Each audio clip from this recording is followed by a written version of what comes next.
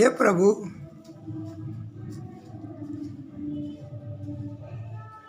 हे भागवत स्वरूप भगवान, हे प्रभु, ओम नमो भगवते वासुदेवाय।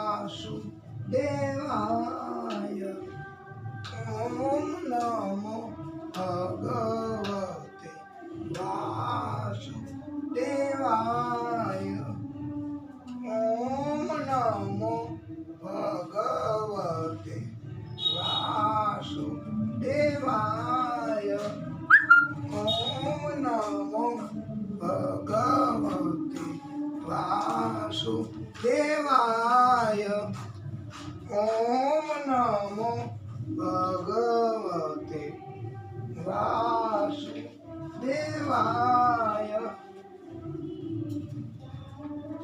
हे प्रभु,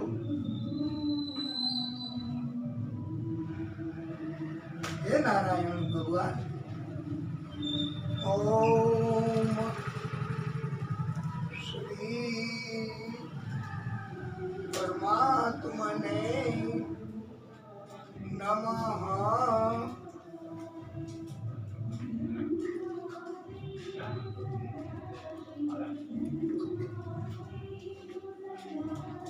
बोल हरि बोल, हरि हरि बोल, बोल हरि बोल, हरि हरि बोल। केशव माधव हरि हरि बोल, बोल हरि बोल, हरि हरि बोल। केशव माधव हरि हरि बोल, मुकुंद माधव हरि हरि बोल, बोल हरि बोल, हरि हरि बोल। नाम हरि का हे शुभकारी, नाम का पीले अमृत घोल। नाम हरि का हे शुभकारी, नाम का पीले अमृत घोल। केशव माधव हरि हरि बोल, मुकुंद माधव हरि हरि बोल, बोल हरि बोल, हरि हरि बोल, बोल हरि बोल, हरि हरि बोल। हरि नाम की माला जप ले, हरि नाम की माला जप ले। पल की खबर नहीं, पल की खबर नहीं, अंतर्गत मन को मसले। पल की खबर नहीं, पल की खबर नहीं, हजी बेचार पल की खबर नहीं। हरि नाम की माला जप ले, हरि नाम की माला जप ले। हरि हरि बोल, हरि हरि बोल, हरि हरि बोल, हरि हरि बोल। सतत परमात्माનું ચિંતન,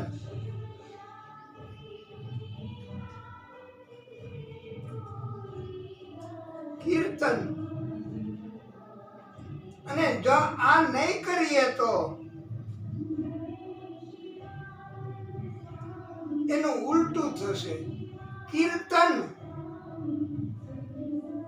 કીર્તન એનું ઉલટું નર્તકી। એવું પણ થાય છે. અંજની કે લાલ પવન પુત્ર હનુમાન શ્રી રામ જય રામ જય જય રામ શ્રી રામ જય રામ જય જય રામ. વાસનાથ વાસુદેવસ્ય વાસિतं ભુવનત્રયં સર્વભૂતનિવાસોऽસि વાસુદેવ નમોસ્તુતે.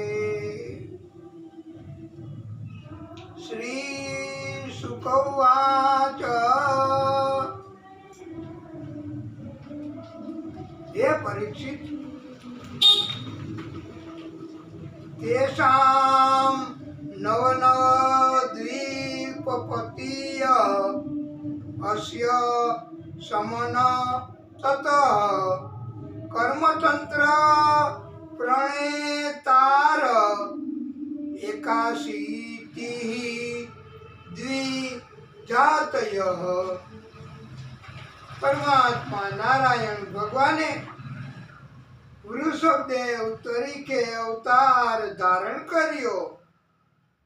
આ વૃષભદેવજીને 100 પુત્રો થયા હતા. આ પૈકી 9 પુત્રો 9 દ્વીપોના રાજા બન્યા. આ 9 દ્વીપો ભારતની આજુબાજુ ફેલાયેલા હતા. વિસ્તાર પામ્યા હતા. 81 પુત્રો કર્મકાંડના રચયિતા થયા હતા. 81 પુત્રો અગ્નિહોત્રી બ્રાહ્મણો થયા. બીજા 9 પુત્રો પરમાર્થ તત્વનો પ્રસાર કરવાવાળા મહાભાગ્યશાળી થયા હતા. પરમ શ્રોતાઓ, જે પરમાત્માનું પ્રસારણ કરે છે ને, કથાના માધ્યમથી, પરમાત્માની વાતથી, પરમાત્માના કીર્તનથી, પરમાત્માની ભક્તિ કરે છે ને, એ મહાભાગ્યશાળી કહેવાય છે. એવું આ 9 યોગેશ્વરોની કથામાં એ આવે છે. વાલા ભક્તો, આ 9 પુત્રો દિગંબર રહેતા હતા. આત્મવિદ્યામાં પારંગત થયા હતા. આ 9 પુત્રોના નામ કવિ, હરિ, અંતરિક્ષ, પ્રબુધ, પીપલાયન, આવિર્હોત્ર, દ્રુમિલ, ચમસ, કરભાચક. આ 9 સંન્યાસીઓનો આત્મભાવ રાખીને બધા જીવોમાં પરમાત્માના દર્શન આ 9 સંન્યાસીઓ કરતા હતા. બધા જીવોમાં આખા બ્રહ્માંડનું દર્શન આ 9 યોગેશ્વરો કરતા હતા. આવા સદગુણ અને અભિગમના કારણથી આ 9 સંન્યાસીઓ, પ્રિય ભક્તો, 9 યોગેશ્વરો તરીકે ઓળખાયા છે. આ 9 યોગેશ્વરોને કોઈની પણ રોકટોક વગર આકાશ, પાતાળ, પૃથ્વી આ 3 લોકમાં વિચરણ કરવાનો પરમાત્મા શ્રી હરિએ પરવાનો આપ્યો હતો. આ કારણથી આ 9 યોગેશ્વરો આખા બ્રહ્માંડમાં બધે ભ્રમણ કરે છે તથા બધા જીવોને જ્ઞાન આપે છે, ઉપદેશ આપે છે. આ એવો પણ બોધ છે કે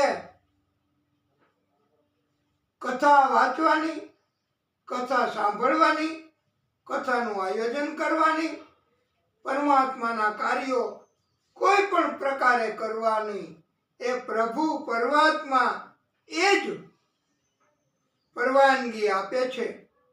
એની જ કૃપાથી બધું થઈ શકે છે અને એને કોઈ રોકટોક કરે નહીં એવું પરમાત્મા જ શ્રી હરિ જ પરવાનો આપે છે. નવ યોગેશ્વરોની જેમ વાલા ભક્તો ઘણા ભક્તિ કરે, તપ કરે, કથા વાર્તા કરે, આયોજન કરે તો એમાં કોઈ રોકટોક કરી શકે નહીં. કોઈ પણ પ્રકારે ત્રાસ, તકલીફ, પરેશાની કરી શકે નહીં. અને એમ છતાંય જો કોઈ કરે તો એ પરમાત્માના અપરાધી ગણાય છે અને પરમાત્મા એની અપકૃપા ઉતરે છે. આમ તો પરમાત્મા કરુણાના કરવાવાળા છે, કોઈની ઉપર અપકૃપા નથી કરતા. પણ જ્યારે આવા અપરાધો થઈ જાય, એમના ભક્તો એમને પણ કોઈ રીતે પરેશાની થઈ જાય તો વાલા ભક્તો પરમાત્મા પહેલા વહેલા એવા લોકોનો આ મૃત્યુ કરીને અથવા દંડ કરીને પણ એવા લોકોનો અપરાધનું આ સજા કરે છે અને ભક્તને ઉગારે છે. ભક્તને થતી અટકાયત દૂર કરે છે, ભક્તની તકલીફ દૂર કરે છે. એ આપણે ગજેન્દ્ર મોક્ષની કથામાં જોયું. ગજેન્દ્ર હાથીને પગ પકડ્યો અને ત્રાસ દીધો, તકલીફ દીધી મગરે, તો પરમાત્માએ સૌથી પહેલા વહેલા ભક્ત ગજેન્દ્રને ઉગારવા માટે વાલા ભક્તો આ મગરનો વધ કર્યો છે. આ દિવ્ય કથાઓ આપણને એવું જ્ઞાન આપે છે કે ક્યારેય આપણાથી જો કોઈ પરમાત્માની ભક્તિ ન થઈ શકે, આપણામાં કોઈ સદગુણો ન હોય, આપણે કોઈને ઉપદેશ આપી ન શકીએ તો આપણે બીજા કોઈની ભક્તિમાં અટકાયત કરવાનો, બીજા કોઈના સત્કર્મોમાં અપરાધી કર્મ કરીને અટકાયત કરવાનો આપણને કોઈ અધિકાર પરમાત્માએ આપ્યો નથી. આમ છતાંય જો આવું થઈ જાય આપણા કોઈ અભિમાનના કૃત્યથી તો પરમાત્મા ક્યારેય માફ નથી કરતા. એ પણ આપણે કથામાં આવ્યું છે કે અન્ય ક્ષેત્રે કૃતમ પાપમ તીર્થ ક્ષેત્રે વિનશ્યતિ, તીર્થ ક્ષેત્રે કૃતમ પાપમ વજ્રલેપો ભવિષ્યતિ. આમ હવે એકવાર આ નવ યોગેશ્વરો અજનાભ ખંડમાં ભારત દેશમાં નિમિ રાજાના રાજ્યમાં આવી પહોંચ્યા. આ સમયે નિમિ રાજા ઋષિઓ બ્રાહ્મણો મારફતે યજ્ઞ કાર્ય કરાવતા હતા. રાજા તથા ઋષિઓ બ્રાહ્મણો બધાએ આ નવ યોગેશ્વરોનું સ્વાગત સન્માન કર્યું, પ્રણામ કર્યા, આશીર્વાદ પ્રાપ્ત કર્યા તથા ભાગવત ધર્મના બાબતમાં ઉપદેશ આપવા માટે વિનંતી કરી કે હે નવ યોગેશ્વરો, આપ અમને ઉપદેશ આપો. ભાગવત ધર્મ એ શું છે એ અમને સમજાવો. સુખદેવ પ્રભુ પરીક્ષિતજીને તથા નારદજીએ દ્વારકામાં આ નવ યોગેશ્વરોએ કહેલ ભાગવત ધર્મની કથા કહી હતી. આ કથા એટલે નવ યોગેશ્વરોએ નિમિ રાજા ઋષિઓને કહી એ કથા. નવ યોગેશ્વરોની ભાગવત ધર્મની બાબતની સુંદર ઉપદેશયુક્ત કથાનો સાર આપણે સમજવો અને એ કથા કેવી એનાથી આપણો સંકલ્પ કે મહાદેવજીને કથા શ્રવણ કરાવીએ છીએ. મહાદેવજીને બહુ પ્રિય છે ભાગવત. ભાગવત કથામાં મહાદેવજીને બહુ રુચિ છે, બહુ પ્રેમ છે. મહાદેવજીને આ કથા આપણે બધાય શ્રવણ કરાવીએ છીએ તો આપણને કોઈ પરેશાની કે તકલીફ જો કોઈ ઉત્પન્ન કરે તો મહાદેવજી પણ નારાજ થાય છે. આમ તો મહાદેવજી ભોળા છે, કોઈનાથી નારાજ થતા નથી, પણ આ કર્મ કથામાં અટકાયત વિક્ષેપ કોઈ રીતે કરવો એ અયોગ્ય ઠરાવ્યો છે. વાલા ભક્તો, પ્રથમ યોગેશ્વર કવિ એમણે કહ્યું છે કે સંસારમાં રચ્યા પચ્યા રહેતા મનુષ્યો તથા મનુષ્યોના અભિપ્રાય મુજબ તેઓના બધાના આત્માની શુદ્ધિ સંસારના પદાર્થોમાં જ રહેલી હોય તો પણ આ સંસારના પદાર્થોમાં અને સંસારની પ્રવૃત્તિમાં ડૂબી ગયેલા છે. એવા મનુષ્ય પણ જો ક્યારેય પરમાત્માના શરણમાં જશે, એટલે સંસારમાં જ હોય ને એવા મનુષ્ય, દુનિયામાં જ હોય એવા મનુષ્ય જો પ્રભુના પરમાત્માના શરણમાં જશે તો સંસારિક પદાર્થો પ્રવૃત્તિમાં ડૂબી ગયેલા મનુષ્યોનું પણ અજ્ઞાન પ્રભુ પરમાત્મા ચોક્કસ નાશ કરશે. તેને પણ પ્રભુ જ્ઞાન આપશે. તેઓને ક્યારેય કોઈ વિઘ્નો નડશે નહીં. આવા મનુષ્યો કાંઈ વિચાર્યા વગર કે જે પરમાત્માના શરણમાં ગયા હોય અને એને પ્રભુનું જ્ઞાન બીજા કોઈને આપશે. એમ આપણે બધાય વક્તાઓ, અમે બધાય વક્તાઓ એ પરમાત્માનું જ્ઞાન બીજાને આપીએ છીએ. આપ સર્વે શ્રોતાઓને તો બીજાને અમે જ્ઞાન આપીએ તો અમને ક્યારેય કોઈ વિઘ્નો નડશે નહીં. એવું આ પ્રથમ યોગેશ્વર કવિ એમણે કહ્યું છે. આમ છતાંય કોઈ આ કળિયુગના કારણથી એવું થાય તો પ્રભુ ચોક્કસ, નવ યોગેશ્વરો ચોક્કસ આ વિઘ્ન દૂર કરે છે.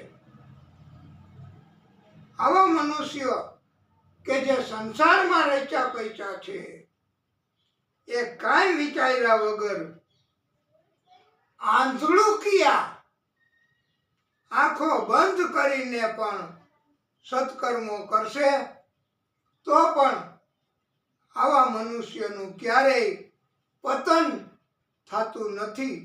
કારણ કે સત્કર્મ પ્રભુને પ્રિય છે. બધા આ ભાગવત એ મોટામાં મોટો સત્કર્મ છે. આવા મનુષ્યના કર્મો એ ખાસ નોંધવા જેવું.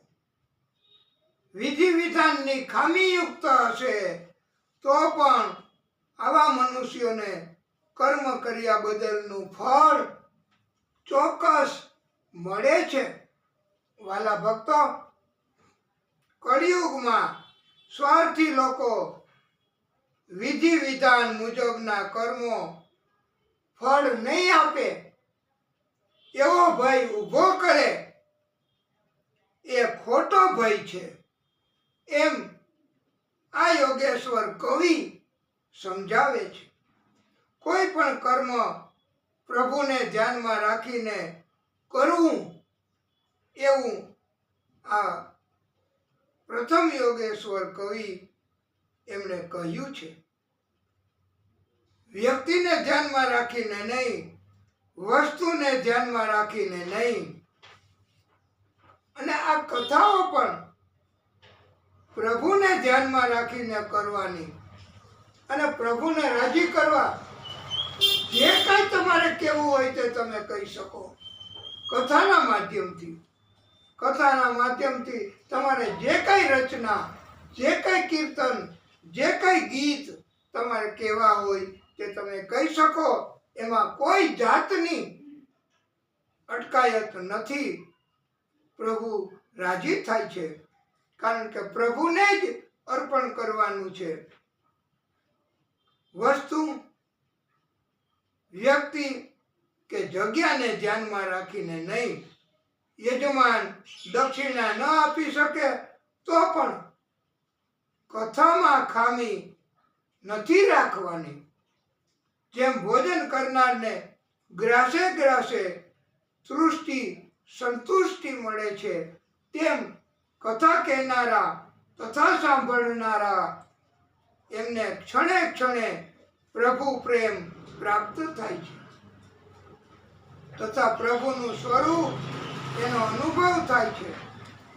જગત તથા જગતના બીજા બધા પદાર્થો તરફ શ્રોતાઓ તથા વક્તાને આપોઆપ વૈરાગ્ય જાગે છે. આ ભક્તિ અને શ્રોતા અને વક્તા એ આવી બધી કથાઓ કહે, સાંભળે તો એને ઓટોમેટિક વૈરાગ્ય જાગે છે. મન, વાણી, કર્મથી, આચરણથી એટલે મનસા વાચા કર્મણા તથા ઇન્દ્રિય બુદ્ધિથી કરેલા બધા જ કર્મો સતત પ્રભુ પરમાત્મા શ્રી હરિ એમને સોંપી દેવા. આને જ ભાગવત ધર્મ કહ્યો છે. નવ યોગેશ્વરોએ ભાગવત ધર્મનો ઉપદેશ આપ્યો, એનો આ જ સાર છે. બીજા યોગેશ્વર હરિ કહે છે કે જે મનુષ્ય બધા જીવોની અંદર ઈશ્વરને, બ્રહ્મને, શ્રી હરિને જોવે છે તથા બધા જીવોમાં આત્મ તત્વને જોવે છે, આવો મનુષ્ય એ શ્રેષ્ઠ ભક્ત છે. તથા આ શ્રેષ્ઠ ભક્તને શરીરના કર્મ એટલે જન્મ મરણ નડતા નથી. ઉપરાંત આ શ્રેષ્ઠ ભક્તને ઇન્દ્રિયોના ધર્મ એટલે સુખ, દુઃખ, જીવના ધર્મ એટલે ભૂખ, તરસ, મનના ધર્મ એટલે ભય, પ્રીતિ, પ્રેમ, બુદ્ધિના ધર્મ એટલે તૃષ્ણા, લાલસા એ પણ નડતા નથી. આવા શ્રેષ્ઠ ભક્તને ગમે તેટલા સુખ મળે, વૈભવ મળે તો પણ આવા શ્રેષ્ઠ ભક્ત પ્રભુના ચરણમાં જ રહેવાનું પસંદ કરશે. સુખ કે વૈભવ પસંદ નથી કરતા. પ્રભુના ચરણમાંથી શ્રેષ્ઠ ભક્ત દૂર જવાનું પસંદ કરતા જ નથી. અંતરિક્ષજી ત્રીજા યોગેશ્વર કહે છે કે પૂર્વજન્મના કર્મના ફળને કારણે બધા જ જીવોને જન્મ લેવા પડે છે. પ્રલય થાય ત્યારે ભયંકર અનાવૃષ્ટિ, ટીપું પણ પાણીનું વરસાદ ના પડે, આવી સ્થિતિ ઉત્પન્ન થાય છે. સૂર્યની બહુ જ ગરમી, વિનાશ, આગ સહન ન થઈ શકે તેવી અને બધું જ બળી જાય એવી આગનો અનુભવ થાય છે. અને પછી બીજા તબક્કામાં એક ધારો 100 વર્ષ સુધી વરસાદ પડે છે, અતિવૃષ્ટિ થાય છે. આખી પૃથ્વી તથા બધા જ જીવો પાણીમાં ડૂબી જાય છે. કોઈ જીવ બચી શકે નહીં. ત્યારબાદ સૂક્ષ્મ રૂપે બ્રહ્માજી પ્રગટ થાય છે, ફરી સૃષ્ટિ રચે છે. આમ આ યોગેશ્વર અંતરિક્ષજીએ બીજો જન્મ કર્મ મુજબ અને પ્રલયની સ્થિતિ અને ફરી સર્જન એ બાબતમાં ઉપદેશ આપ્યો છે. પ્રબુદ્ધજી ચોથા યોગેશ્વર કહે છે કે માનવ શરીર નાશવંત છે તથા કર્મ પ્રમાણે માનવ દેહ બધાને મળે છે. માનવ શરીર એ આપણા કર્મ મુજબ જ મળે છે.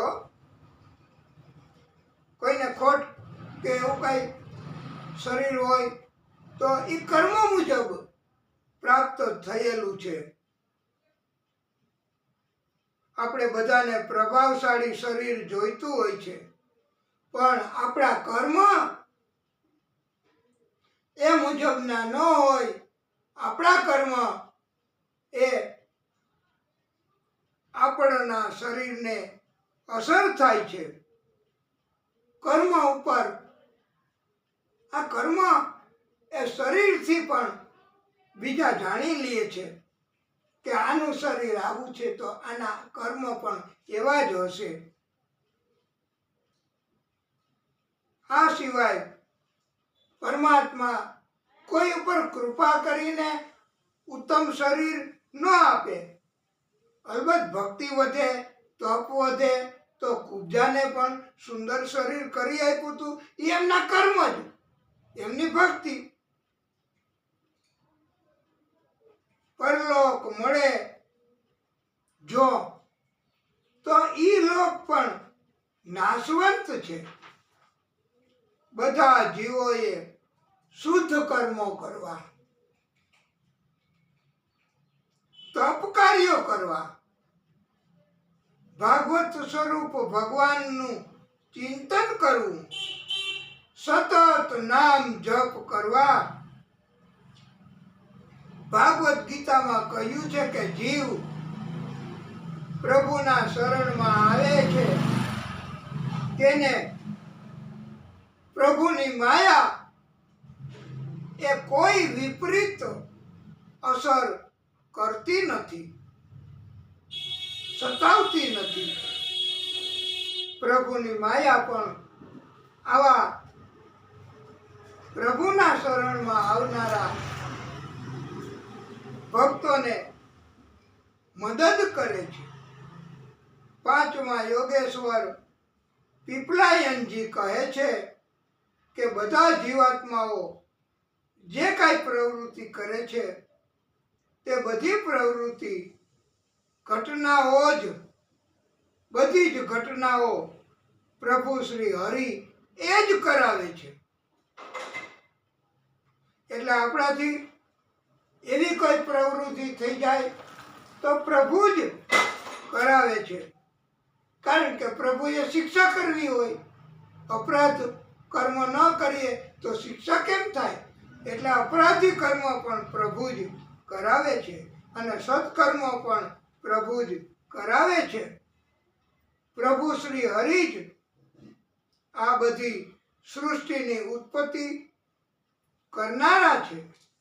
પરિવર્તન થનારી બધી જ વસ્તુની જાણકારી રાખનારો એ ભૂત, ભવિષ્ય, વર્તમાન ત્રણેય સ્થિતિને જાણવા વાળો એ પણ આત્મા છે. આ આત્મા એ સર્વવ્યાપી છે. આ આત્માનો નાશ થતો નથી. આત્મા અવિનાશી છે, જ્ઞાન રૂપ છે. આત્મા શુદ્ધ થાય એટલે આત્મ તત્વનો સાક્ષાત્કાર થાય છે.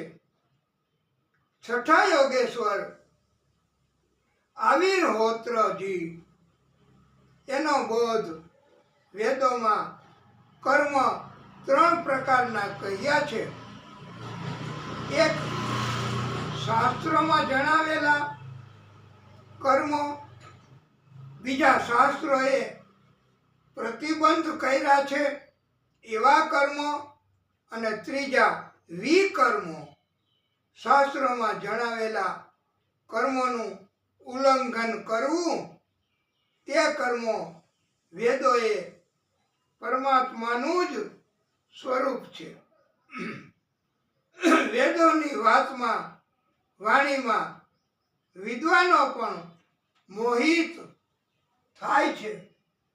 જેમ બાળકોને મીઠાઈની લાલચ આપીને કડવી દવા આપીએ છીએ, તેમ જ્ઞાનીઓ સ્વર્ગની લાલચ આપીને પરમાત્મા તરફના કર્મો કરવા પ્રેરણા કરવામાં આવે છે. જે મનુષ્ય જીવ વેદોમાં જણાવેલા કર્મોનું પાલન કરતો નથી, તે મનુષ્ય એને એના મૃત્યુ પછી પણ મૃત્યુ જ મળે છે. એટલે આ મનુષ્ય જીવને પાછો અધમ પ્રકારની યોનિમાં જન્મ લેવો પડે છે. આવો મનુષ્ય જીવ જન્મ મરણના ચક્કરમાં ભટક્યા જ કરે છે. તથા જે મનુષ્ય જીવ નિષ્કામ કર્મ કરે છે તે મનુષ્યને દિવ્ય જ્ઞાન પ્રાપ્ત થાય છે. તથા પૂજા કરવાના કર્મો, ઉપાસના કરવાના કર્મો, મંત્રો કરવાના કર્મો તથા પ્રસાદ કરવાના કર્મો, આવા બધા કર્મોને માંત્રિક કર્મો કહેવાય છે. કેવડો એ એક પ્રકારનું ફૂલ છે. ફળ પણ ઘણા કહે છે, પણ આ કેવડો મહાદેવજીને પૂજામાં નથી વપરાતો. મહાદેવજીને અર્પણ કરવાનો નથી. મહાદેવજીને આ ફળ ચડાવવામાં આવતું નથી. સાતમા યોગેશ્વર ધ્રુમિલજી કહે છે કે શ્રી હરિ પરમાત્મા આદિશક્તિ એ જ 5 ભૂત શરીરનું સર્જન કર્યું છે.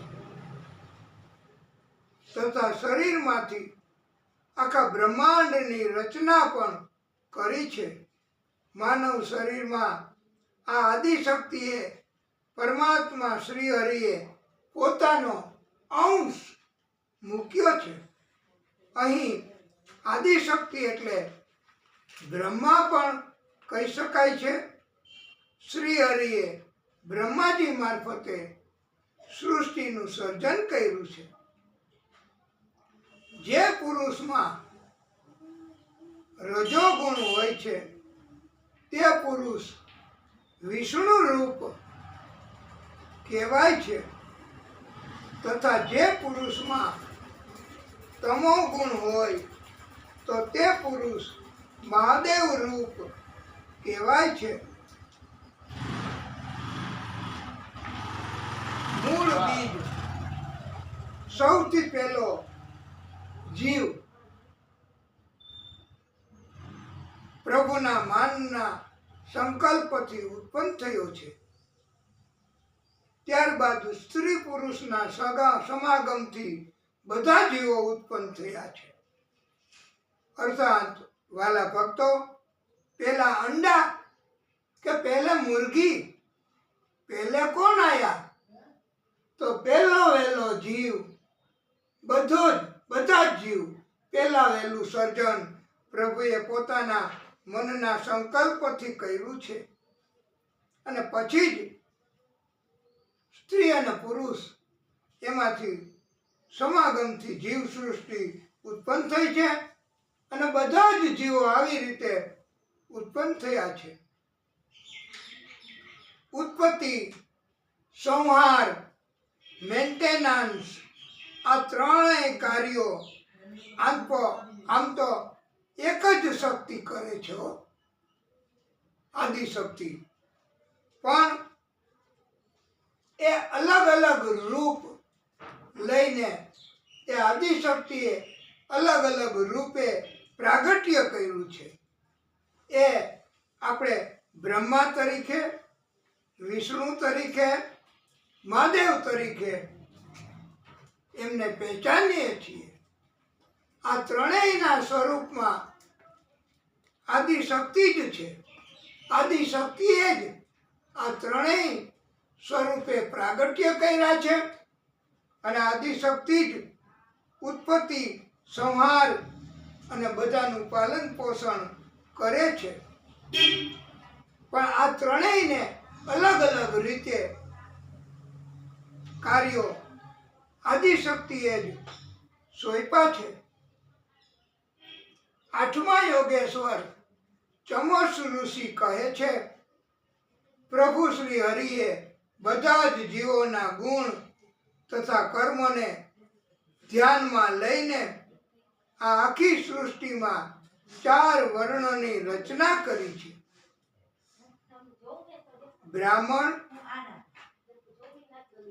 બ્રાહ્મણ જાતિના મનુષ્યએ વેદમાં જણાવેલા કર્મોનો અભ્યાસ કરી બાકીના ત્રણેય વર્ણ જાતિ એ લોકોને ઉપદેશ આપવા અને બ્રાહ્મણ વર્ણના લોકોએ આવા કર્મો કરવાના છે.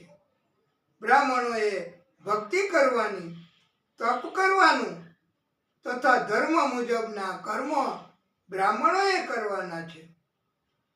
જે જીવ દેખાદેખીથી ભક્તિ કરે છે, વાસ્તવિક ભક્તોની નિંદા કરે છે તથા આ પોતે સગવડ મુજબ જ ધર્મનું પાલન કરે, આ જીવ એને અર્ધદગ્ધ જીવ કહેવાય છે. આવા અર્ધદગ્ધ પ્રકારના જીવો માયામાં ફસાય છે. પુરુષ સૂક્તા નામના ગ્રંથમાં કહ્યું છે, લખ્યું છે કે પ્રભુ શ્રી હરિના મુખમાંથી બ્રાહ્મણ, બાહુમાંથી ક્ષત્રિય, સાથળમાંથી વૈશ્ય અને પગમાંથી શૂદ્ર ઉત્પન્ન થયા છે. હૃદયને બ્રહ્મચર્યાશ્રમ, મસ્તકને સંન્યાસ્તાશ્રમ, છાતીને વાનપ્રસ્થાશ્રમ, જાંઘને ગૃહસ્થાશ્રમ કહ્યા છે. જે જીવ પરમાત્મા શ્રી હરિની વિમુખ રહે છે, પ્રભુ તથા શાસ્ત્રોને વિમુખ રહે છે, એમનો વિરોધ કરે છે, એમના કાર્યોમાં અટકાયત કરે છે, તે જીવને નરક ગમનની શિક્ષા ભોગવવી પડે છે. બધા જ જીવ એ પોતાને પરમાત્મામય બનાવીને ધ્યાનપૂર્વક પરમાત્માની પ્રીતિ, પરમાત્માની મૂર્તિ એનું પૂજન કરે છે. તથા જે જીવ અગ્નિ, સૂર્ય, જળ, અતિથિ તથા શ્રી હરિની પૂજા કરે છે તે જીવની તુરંત મુક્તિ થાય છે. જે જીવ પોતાના અજ્ઞાનને દૂર કરવા ઈચ્છે છે તે જીવે વેદ તથા ધર્મશાસ્ત્રો ના કહેવા મુજબ પરમાત્મા શ્રી હરિની આરાધના કરવી. નવમા યોગેશ્વર કરભાજક કહે છે, યુગ પ્રમાણે પરમાત્માના નામ, રૂપ, ગુણ, આકાર તથા પરમાત્માનું પૂજન એ યુગ જેમ બદલાય એમ બદલાય છે અને વિધિ પણ યુગ જેમ બદલાય એમ બદલાય છે. યુગ 4 છે: સતયુગ, ત્રેતા, દ્વાપર, કલયુગ અને પછી પ્રલય. પાછું સતયુગ, ત્રેતા, દ્વાપર, કલયુગ. આમ સ્વરૂપ પરમાત્માના નામ અને પૂજાનો વિધિ યુગ પ્રમાણે બતાવ્યો છે. સતયુગમાં સ્વરૂપ સફેદ વર્ણ, 4 હાથ, બ્રહ્મચારીનો વેશ ધારણ કરેલો છે. ત્રેતા યુગમાં લાલ વર્ણના સ્વરૂપ ચતુર્ભુજ ધારી, કઠી મેખલાવાળા, પીળા કેસવાળા વેદ મૂર્તિ, વેદ પોતે એ સ્વરૂપે સતયુગ, ત્રેતા યુગમાં પૂજાય છે. દ્વાપર યુગમાં શ્યામ વર્ણના સ્વરૂપ, પીળા વસ્ત્રોવાળા, ચક્ર આયુધવાળા સ્વરૂપ એમાં પૂજાય છે. અને ચોથું કલયુગમાં સ્વરૂપ શ્યામ વર્ણના, ઉજ્જવળ અંગવાળા, અસ્ત્રધારી એવા ચારેય યુગમાં અલગ અલગ સ્વરૂપો પ્રભુના વર્ણવ્યા છે. નામ એ હંસ, સતયુગમાં હંસ, સુપર્ણ, વૈકુંઠ, ધર્મ, યોગેશ્વર, પુરુષ, ઈશ્વર, પરમાત્મા આ સતયુગમાં નામ છે. અને સતયુગમાં એમનો પૂજાનો વિધિ એવો બતાવ્યો છે, ઇન્દ્રિયોનો સંયમ પાળવો બસ. અને ત્રેતા યુગમાં નામ વિષ્ણુ, યજ્ઞ, ઉરુકર્મ, જયંત, પ્રશ્ની ગર્ભ આ નામે પૂજા કરવાની એવું ત્રેતા યુગનું બતાવ્યું છે. પૂજાનો વિધિ આ ત્રેતા યુગમાં એવો બતાવ્યો છે, વેદોમાં જણાવેલ કર્મો કરવા, પૂજા કરવી, સૂક્તા મંત્રો મારફતે પૂજા વિધિ કરવી એમ ત્રેતા યુગમાં બતાવ્યું છે. દ્વાપર યુગમાં નામ પ્રભુના વાસુદેવ, કૃષ્ણ, શંકરષણ, પ્રદ્યુમનજી, અનિરુદ્ધ એવો દ્વાપર યુગમાં નામ બતાવ્યા છે. દ્વાપર યુગમાં પ્રભુની પૂજાનો વિધિ વૈદિક રીતે તથા તાંત્રિક રીતે તથા પ્રાર્થના કરીને આ પૂજાનો વિધિ બતાવ્યો છે. કલયુગમાં આ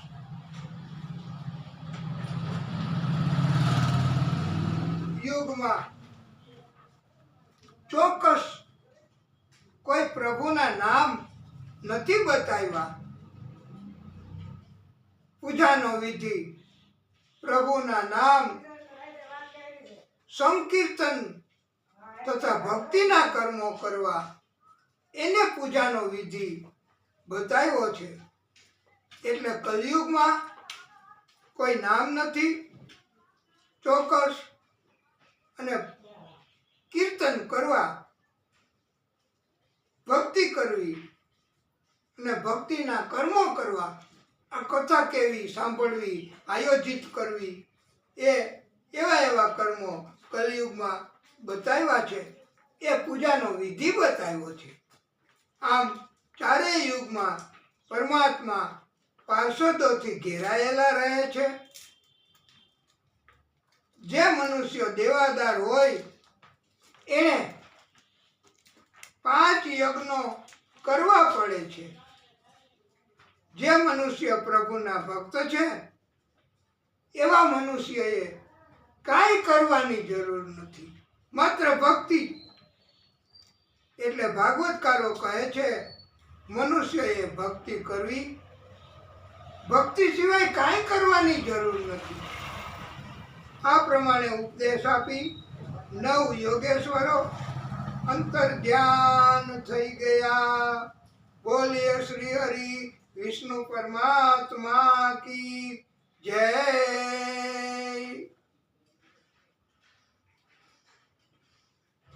ઉદ્ધવજીને ખાસ ઉપદેશ આપ્યો છે.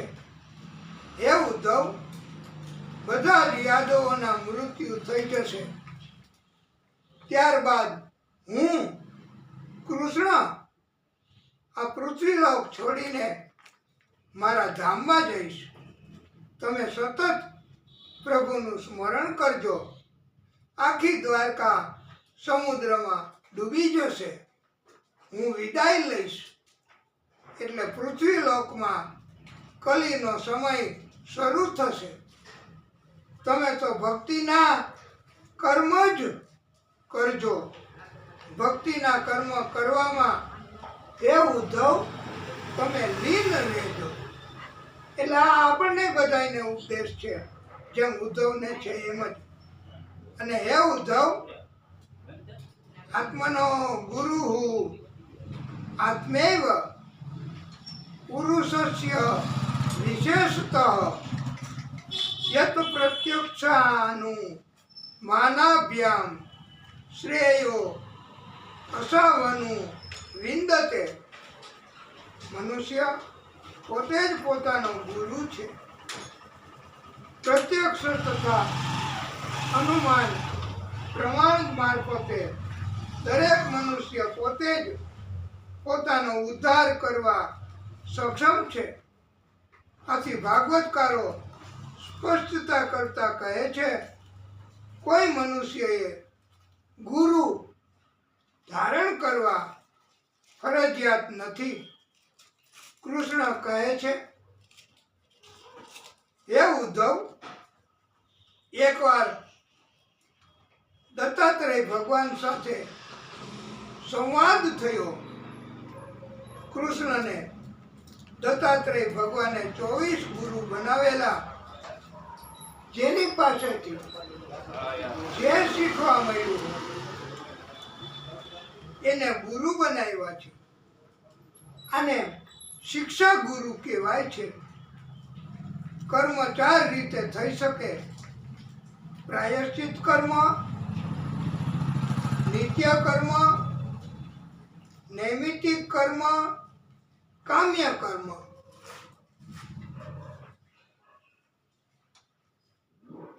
કૃષ્ણ કહે છે હે ઉદ્ધવ, નિવૃત્તિ ધર્મ શ્રેષ્ઠ ધર્મ છે.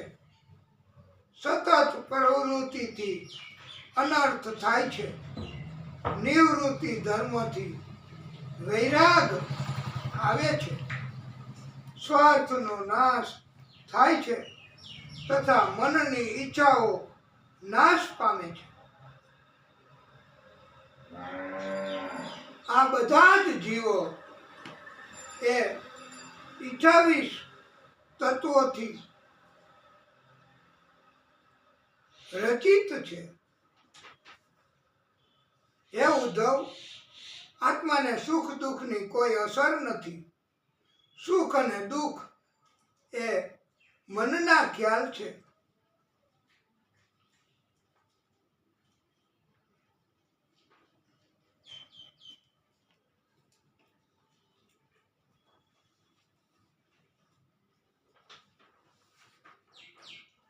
હે ઉદ્ધવ, ભગવાનની પૂજા 3 રીતે થાય છે: વૈદિક, તાંત્રિક, મિશ્ર. મૂર્તિ પૂજા, ભૂમિ પૂજન, ઉગતા સૂર્યની પૂજા, નદીના જળની પૂજા, આત્માની પૂજા, આત્માની અંદર રહેલા પ્રભુની પૂજા.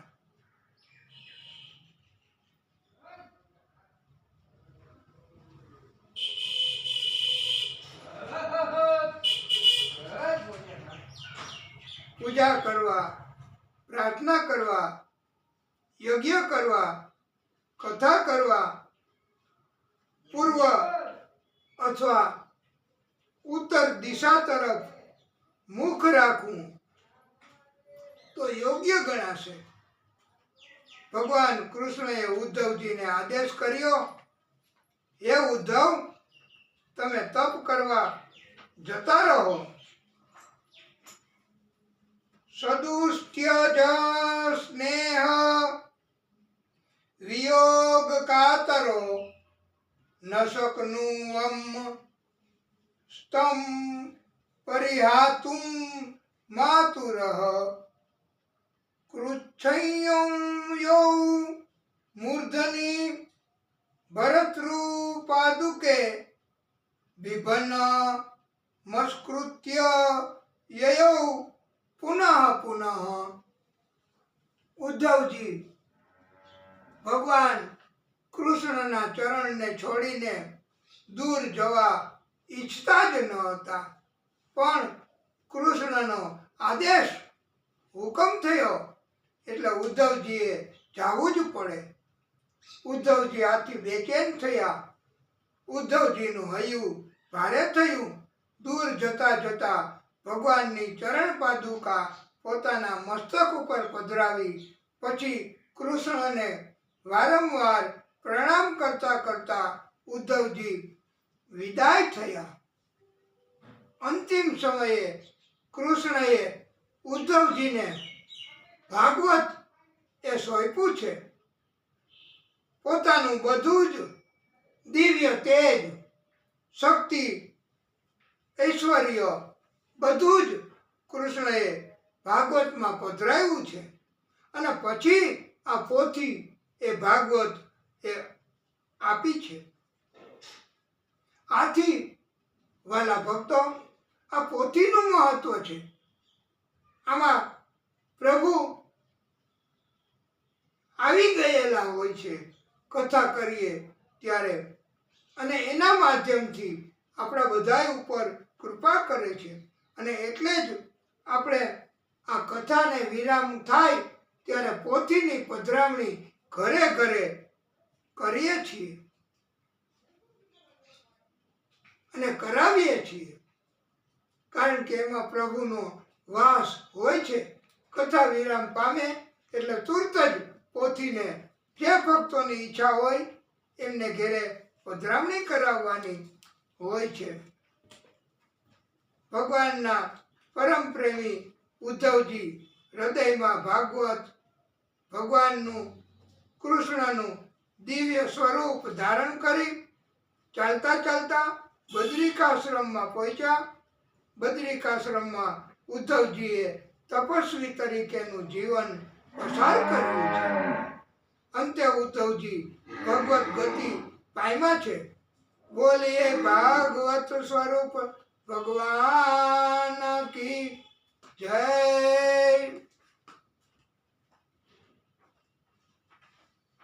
શ્રી શુક ઉવાચ. હે રાજન,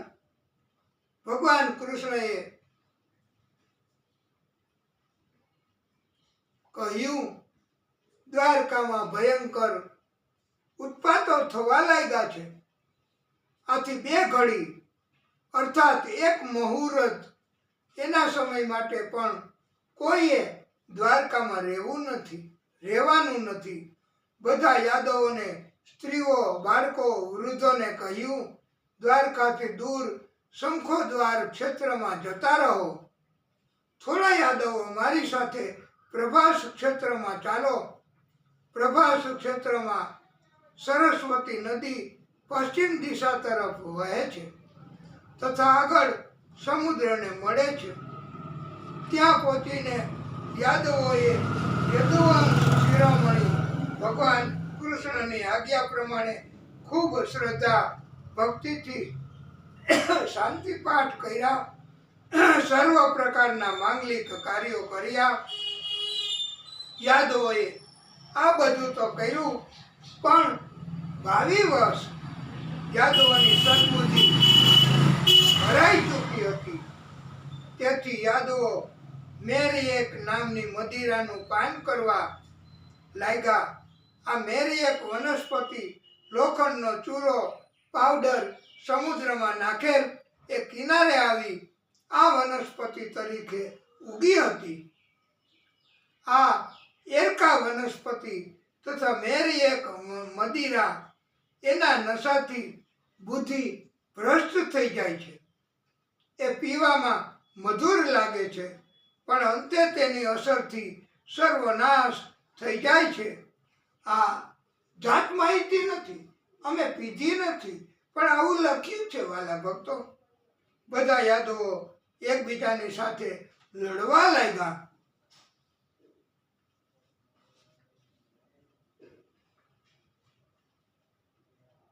સમસ્ત યાદવનો સંહાર થઈ ચૂક્યો. કૃષ્ણએ જોયું, બલરામજી સમુદ્ર તટે બેસી એકાગ્ર ચિત્તે પરમાત્માનું ચિંતન કરી પોતે દેહ છોડી ધામમાં જતા રહ્યા. જ્યારે ભગવાન કૃષ્ણએ જોયું કે મોટા ભાઈ દાઉભૈયા પરમપદમાં લીન થઈ ગયા, ત્યારે કૃષ્ણ પોતે પણ એક પીપળાના વૃક્ષ નીચે જઈ મૌન ધારણ કરી ધરતી પર જ બેસી ગયા. ભગવાન કૃષ્ણએ તે સમયે પોતાની અંગ કાંતિથી દેદીપ્યમાન ચતુર્ભુજ રૂપ ધારણ કર્યું. શંખ, ચક્ર, ગદા, પદ્મ આયુધો ધારણ કર્યા. દિશાઓ પ્રકાશિત થઈ. રેશમી પીતાંબર તથા ખેસ ધારણ કર્યો. કૃષ્ણનું આ સ્વરૂપ અતિશય મંગળકારી હતું. ભગવાનને પોતાનો જમણી બાજુનો સાથળ ઉપર એના ગોઠણ ઉપર ડાબો ચરણ રાખી ચરણનું તળિયું દેખાય એમ આસન લગાવ્યું. એટલે જમણો પગ આમ ટૂંકો કર્યો અને એનો ગોઠણ ઊંચો થાય એમાં ડાબો પગ રાખ્યો અને તળિયું ડાબા પગનું દેખાય એવી રીતે રાખ્યું. અને પછી આશીર્વાદ આપતા હોય તેમ હાથ અને મસ્તક આવી સ્થિતિમાં પ્રભુ બેઠા. આ મૂર્તિ સોમનાથ પહેલા 4 કિલોમીટર અગાઉ ભાલકા તીર્થ ગામ છે, ત્યાં આવી મૂર્તિના દર્શન કરાવાય છે. પારાધીએ હરણનું મુખ સમજીને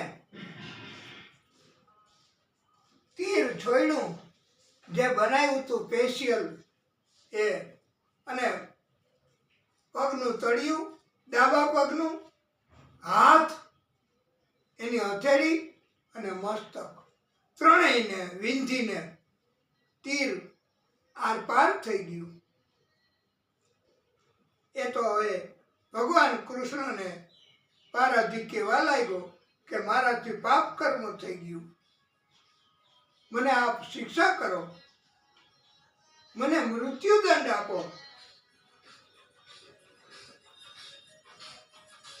મા ભેહી ધરે ત્વમ ઉત્તિષ્ઠ કામ એષ કૃતો હિ મે યાહિ ત્વમ મદન ઉગ્યાતઃ સ્વર્ગમ સુકુતિ ના પદમ. હે જરા, તું ઊભો થા, તું ડર નહીં. તારું આ કર્મ એ પરમ કૃપાળુ એની એક લીલા છે. આદિશક્તિએ જ તારા અંદર પ્રવેશ કરીને આ કાર્ય કર્યું છે. એ પ્રભુના કાર્યમાં તે મદદ કરી છે. આથી હવે પછી તું એવા સ્વર્ગમાં વાસ કરીશ કે જે મહાતપસ્વી મહાપુણ્યશાળી એને જ પ્રભુ આવું સ્વર્ગ આપે છે. શિકારીએ કૃષ્ણ ભગવાનની 3 પ્રદક્ષિણા કરી, સ્તુતિ કરી, આશીર્વાદ પ્રાપ્ત કર્યા. એ જ સમયે ત્યાં અંતરિક્ષમાંથી દિવ્ય વિમાન આવ્યું. શિકારીને પ્રભુનું તેડું આવ્યું. દિવ્ય ધામમાં ગયો.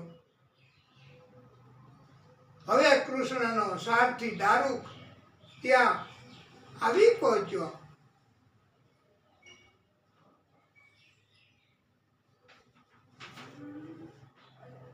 કૃષ્ણએ દારૂકને આજ્ઞા કરી કે બધા દ્વારકાવાસીઓને જઈને કહો કૃષ્ણ ધામમાં ગયા.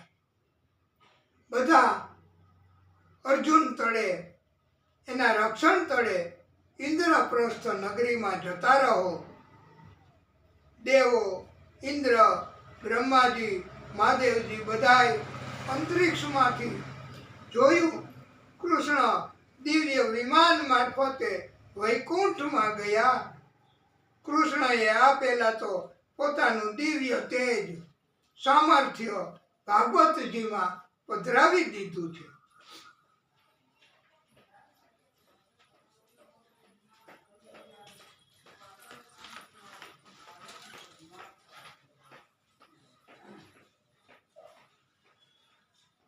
કૃષ્ણનો પુત્ર અનિરુદ્ધ, એનો પુત્ર વજ્ર એને મથુરા નગરીનો રાજા બનાવ્યો.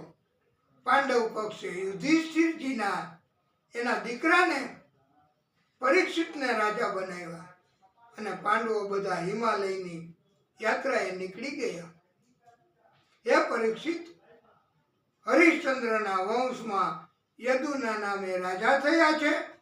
તે યદુના નામ ઉપરથી યાદવ કુળની ઉત્પત્તિ થયેલી. અંતે આખા યાદવ કુળનો નાશ કરાવીને જ કૃષ્ણ ધામમાં ગયા છે.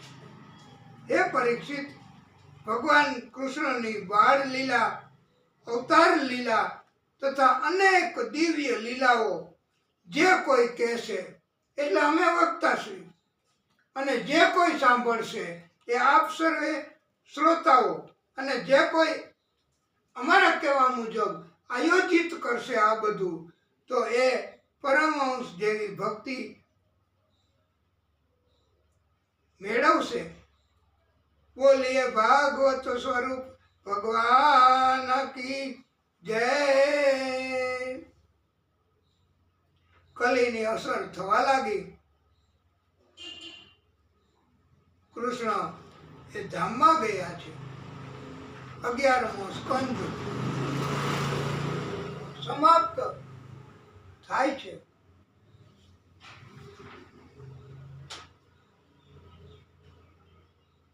બીજા બધાય કલિયુગના રાજાઓ એમની પણ અગમવાણી કહી છે. બ્રહ્માજીના દિવસ રાત, મનુઓ, કલ્પ, પ્રલય, બ્રહ્મ જ્ઞાન એની કથાઓ પણ કહી છે. પરીક્ષિતજીને દિવ્ય ઉપદેશ આપ્યો છે.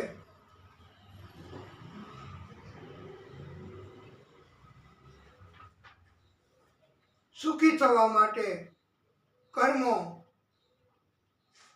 બતાવ્યા છે. મનુષ્ય એમના અંદરના મૂલ્યો સમજાવ્યા છે. એક મનુષ્ય લાખો દેતાય ન મળે અને બીજા તાંબિયામાં 13, 1 રૂપિયામાં આ 13 મળે. હવે તાંબિયું નથી રહ્યું. પાપમાંથી, તકલીફમાંથી છટકી જવું એ પલાયન વૃત્તિ કહેવાય છે. ક્યારેય છટકી શકાતું નથી. માટે સહન કરવું. સર્વાર્થે શરણમ હરિ.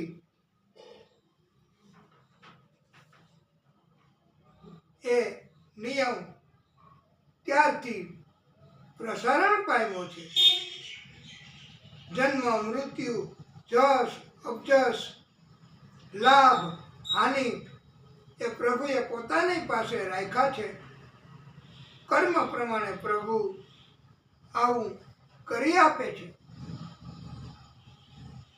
સુખદેવ પ્રભુ કહે છે, હે રાજન, તક્ષક નાગ દંશ આપવા આવતો હતો ત્યારે કશ્યપ નામના ભૂદેવ એમનો મેળાપ થયો. કશ્યપ નામના ભૂદેવે તક્ષક નાગનું અતિ અસરકારક વિષ, ઝેર એ પણ એનો શમન કર્યો છે, એનો નાશ કર્યો છે. પછી તક્ષક નાગ એમને પૂછ્યું કે તમે શા માટે જાઓ છો? એ કે મને બોલાવ્યો છે. જન્મે જય રાજાએ મારે ઝેર ઉતારવાનું છે. ત્યારે તક્ષક નાગે સમજાવ્યું કે તમારો હેતુ શું? ઝેર ઉતારવાનો શા માટે તમે જાઓ છો? ત્યારે એમણે કહ્યું કે મારે ધન જોઈએ છે. મને ધન આપવાનું એમણે કહ્યું છે. એડવાન્સ પણ આપ્યું છે.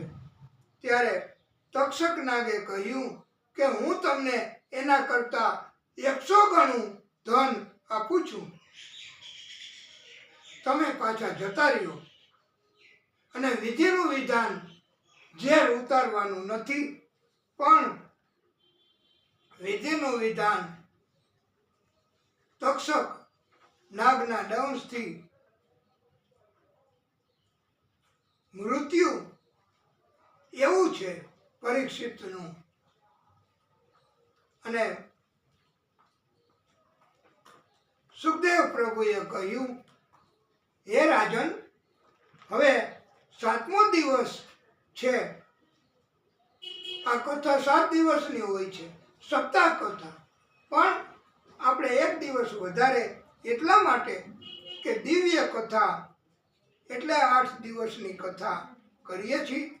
અને આજે 8મા દિવસે આ થોડી બાકી કથા કહી શકાય એટલા માટે, અને વિસ્તારથી બાકી કથા કહી શકાય એટલા માટે આ પ્રભુની કૃપાથી, પરવાનગીથી અને સંકેતથી 8 દિવસની કથા આપણે કરી છે. આજે 8મો દિવસ અને કથાને વિરામ થશે. હવે આપણે આ કથાના વિરામ તરફ જવાના છીએ. સુખદેવ પ્રભુએ કહ્યું કે જ્યાં સુધી હું હાજર રહીશ ત્યાં સુધી તક્ષક નાગ આવી નહીં શકે, મૃત્યુ નહીં થાય. હવે મારે જવું પડશે. તક્ષક નાગને આવવાની ઘડી ક્ષણ નજીક આવે છે. તમારે કાંઈ પ્રશ્ન હોય તો પૂછો. ત્યારે સુખદેવ પ્રભુએ પૂછ્યું. પરીક્ષિતજીએ કહ્યું કે ગુરુદેવ, હવે મને કોઈ જાતનો મૃત્યુનો ભય નથી.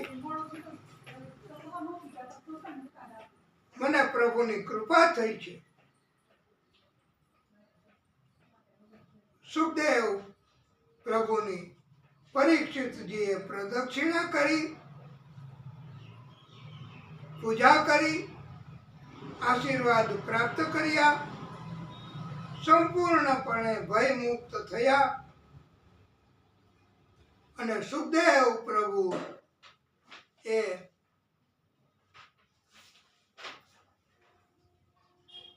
ત્યાંથી અંતર ધ્યાન થયા. પરીક્ષિતજી ઉત્તરાભિમુખે આસન લગાવી સમાધિવશ થયા. પરીક્ષિતજીને પ્રભુની કૃપાથી સમાધિ લાગી ગઈ. પરીક્ષિતજીનો આત્મા પરમાત્મામાં સમાઈ ગયો. પરીક્ષિતજીના શરીરમાંથી કહેવાતી આ અસર હતી એ જીવની માત્ર તાળવે જીવ હતો. એ પણ હવે પરમાત્મા એમાં જતો રહ્યો. તક્ષક નાગે દંશ દીધો. દસેય દિશામાં હાહાકાર થઈ ગયો. આપણે આ પણ બેનરમાં ચિત્ર બતાવ્યું છે. વાલા ભક્તો, સુખદેવ પ્રભુ પણ અંતર્ધ્યાન થઈ ગયા. કથા સાંભળનારા, કથા કહેનારા પરીક્ષિતજી પણ પરમાત્મામાં લીન થઈ ગયા. હવે જ્ઞાનનો માત્ર વધારો કરવા પરમાત્મા તત્વનું આપણને દિવ્ય જ્ઞાન કથા એ પણ આપણે હજી કહેવાની છે. આપણે કથાને અહીંયા વિરામ આપીએ ટૂંકો, પછી આગળની કથા કહીશું તો આનંદ થશે. પરીક્ષિતજીના મૃત્યુ પછી જન્મેજય એમણે સર્પયજ્ઞ કરાવ્યો. તક્ષક નાગ એને પણ અગ્નિમાં હોમાવવું પડે એવું થયું. તક્ષક નાગ ઇન્દ્ર એના શરણે ગયો. ઇન્દ્ર તક્ષક નાગને લઈને જન્મેજયની પાસે ગયા. ઇન્દ્ર તથા બૃહસ્પતિજીએ જન્મેજયને સમજાવ્યો. તક્ષક નાગ નાશને પાત્ર નથી, એણે અમૃતપાન કર્યું છે, એટલે એમને અગ્નિમાં ન હોમશો, સર્પયજ્ઞ બંધ કરો. તક્ષક નાગને અને સર્પોને અગ્નિમાં બહુ કષ્ટ થાય અને તમારા પિતાને સદગતિ થઈ છે. તમને કોઈ પણ પ્રકારની એવી જો શંકા હોય તો તમે હવે બીજી કથા એનું આયોજન કરો અને સર્પયજ્ઞ એનું પ્રાયશ્ચિત કર્મ કરો, એના માટેના સત્કર્મ કરો.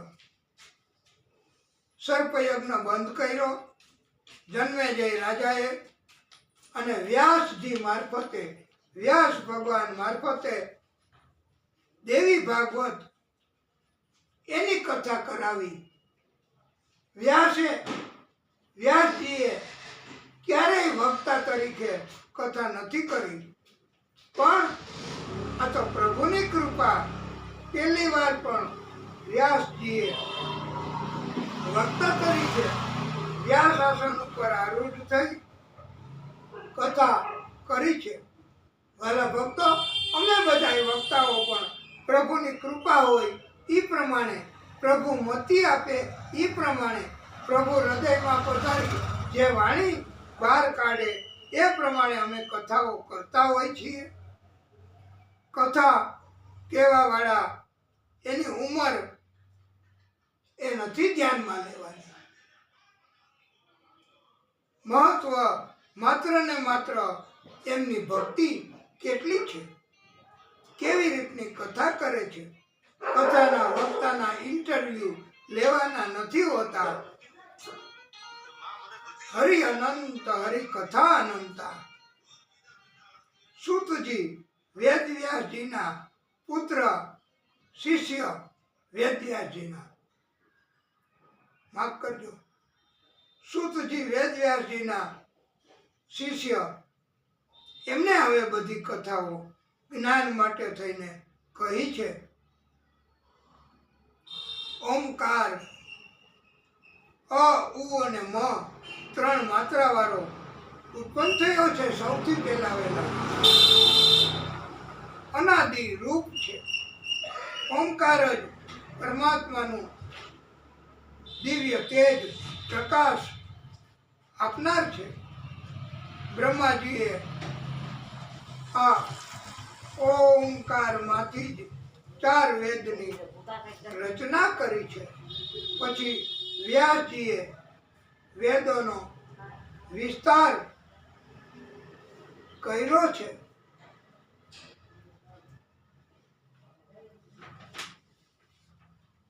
વેદોના વિસ્તારની કથા પણ સંભળાવી છે.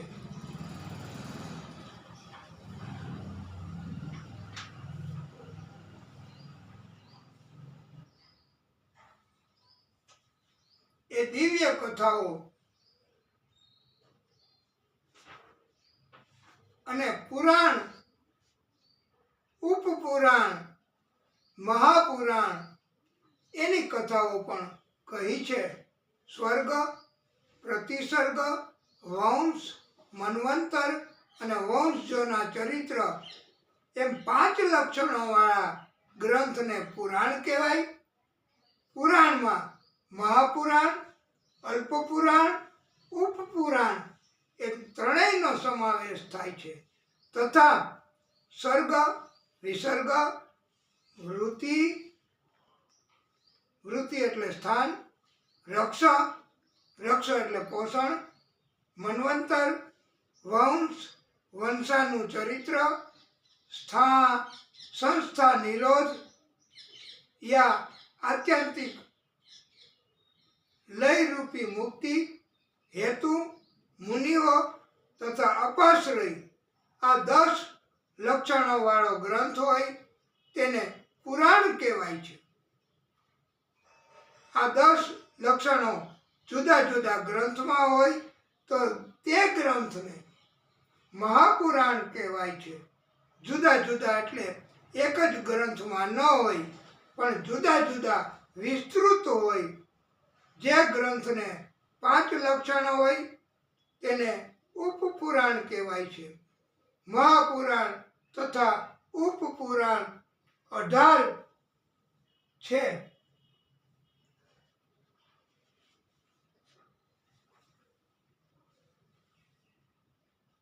બ્રહ્મપુરાણમાં 10,000 શ્લોક, પદ્મપુરાણમાં 55,000 શ્લોક, વિષ્ણુ પુરાણમાં 23,000 શ્લોક, શિવ પુરાણમાં 24,000 શ્લોક,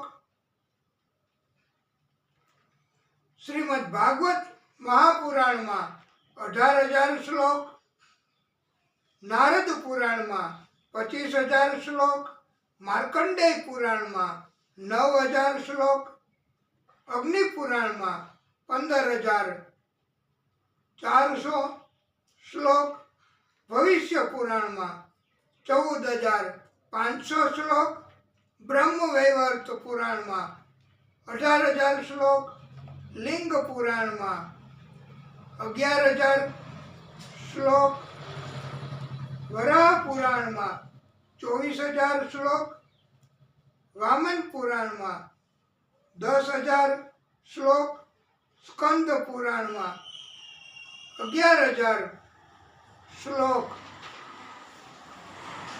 કર્મ પુરાણમાં 17,000 શ્લોક, મત્સ્ય પુરાણમાં 14,000 શ્લોક, ગરુડ પુરાણમાં 19,000 શ્લોક, બ્રહ્માંડ પુરાણમાં 12,000 શ્લોક.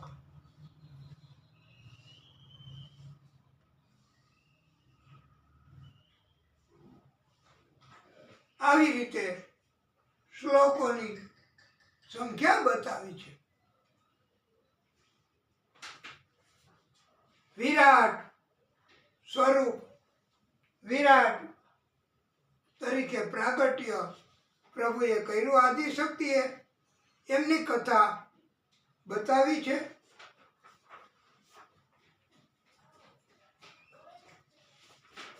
એ કથા આપણે અગાઉ પણ કહી છે.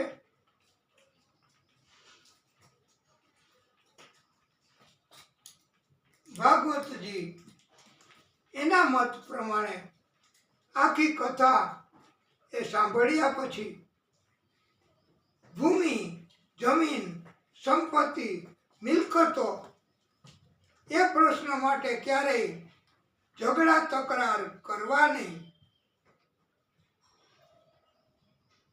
એ લોકો મૂર્ખ છે એમ કહેવાયું છે.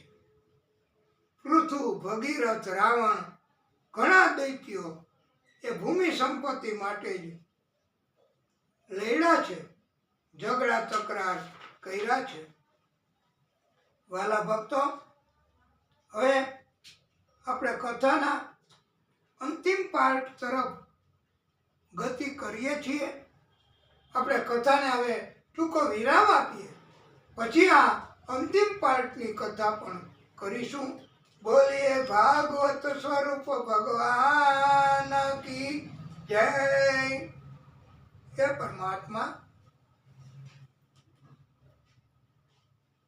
હે નારાયણ પ્રભુ, હે ભાગવત સ્વરૂપ ભગવાન, હે ભાગવત સ્વરૂપ ભગવાન, હે પ્રભુ